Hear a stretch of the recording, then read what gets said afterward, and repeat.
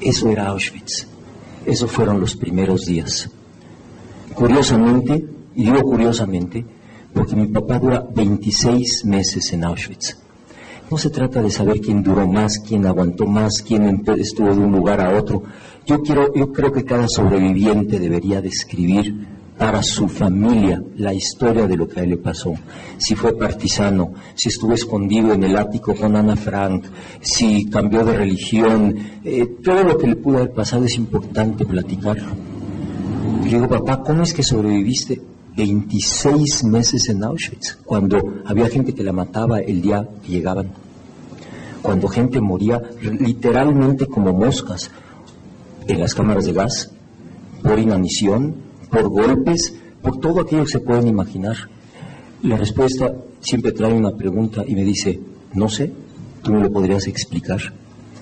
Me cuenta cómo los alimentaban, si a lo que les daban de comer era alimento, cómo los hacían trabajar, que realmente no eran peor que esclavos, y cómo los ejercicios nazis para burlarse de ellos y poner a prueba su rendimiento eran verdaderas locuras, como aquellas de formarlos en plena nevada en los patios de Auschwitz durante horas enteras para contarlos y para ver cuántos de ellos lograban pasar la noche sin caerse para ser rematados en el piso.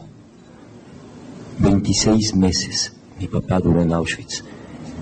Le digo, papá, pero es que eras muy fuerte. Me dice, ¿sabes qué, Aarón? La fuerza era lo que no importaba. No podías combatir contra un tanque o contra una ametralladora o simplemente contra una fusta, contra un palo. Y tampoco lo importante es ser guapo, porque después de estar en el gueto durante casi 3 años, esa posible belleza con la que nos midiésemos hoy en día había dejado de existir. Estábamos enfermos, estábamos flacos, estábamos ojerosos. ¿Era yo más inteligente que otros? La verdad, todos sabemos que a los líderes de los distintos grupos eran a los primeros que mataban. ¿A cuántos sacerdotes cristianos, líderes del pueblo, los mataban para que no incitaran a la gente a rebelarse? Entonces no había que ser ni más fuerte, ni más rico, ni más guapo. Había que tener mucha suerte, pero la suerte también había que sabérsela hacer. Y mi papá, sus amigos, nos pueden contar cómo esa suerte la tenían que ir buscando día a día. ¿Cuál fue una de sus suertes? Su suerte es que era carpintero. Y cuando los nazis empiezan a buscar a un grupo de carpinteros para hacer unos tableros de ajedrez, que a su vez iban a ser mandados al frente como regalo de las Fuerzas Armadas, empiezan a buscar dentro de toda la gente quién es un carpintero o cuántos carpinteros necesitaban. Efectivamente, mi papá era ebanista. El hecho de ser ebanista, cuando él se presenta a solicitar este trabajo y se dan cuenta que efectivamente es muy bueno en lo que hace, durante muchas semanas, en lugar de estar en trabajos a la intemperie, estaba en trabajos bajo techo.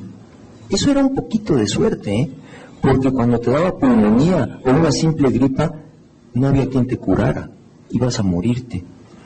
Su suerte de ser carpintero fue que después de estar más de 1 año, casi 2, dentro del campo de concentración, y si recuerdan hablé de un hombre que pesaba 75 kilos y tenía 19 años, cuando termina la guerra a sus 25 años pesa 35 kilos. Pero ¿qué pasa con este mismo nazi que en las mañanas era el encargado de llevar a los niños a las cámaras de gas? Este mismo nazi que presumía cómo con su Luger podía atravesar varios cráneos de niños judíos con un solo balazo, lo viene a buscar nuevamente y le dice, ¿y qué tal eres para barnizar muebles? Mi papá le dice que es mejor barnizando muebles que haciendo tableros de ajedrez. Lo saca del campo de concentración, tan fácil como abrir la puerta y salir. Lo cruza unas cuantas cuadras y lo hace llegar hasta su propia casa. Me dice mi papá, hubieras visto qué hombre tan amoroso, cómo le dio un golpecito en la cabeza a su hija y le dijo que, por favor, le fuera muy bien en su examen. Y cómo sacó de la bolsa unos centavos y se los dio a su hijo para que se comprara algo en la escuela. Y era increíble el cambio, era increíble esa metamorfosis. Me hace entrar a su casa, me presenta un escritorio totalmente deshecho y me dice, muy bien, está en tu vida que me lo dejes bien.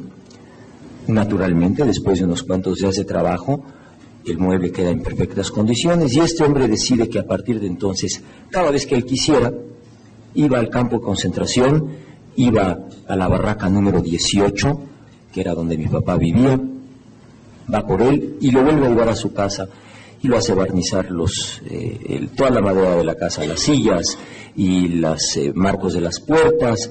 Bueno, nuevamente estaba en un ambiente un poco común. Y me dice, mira qué suerte tuve que un día le dice este nazi a la esposa, ¿sabes qué, esposa? Tú eres la reina de esta casa.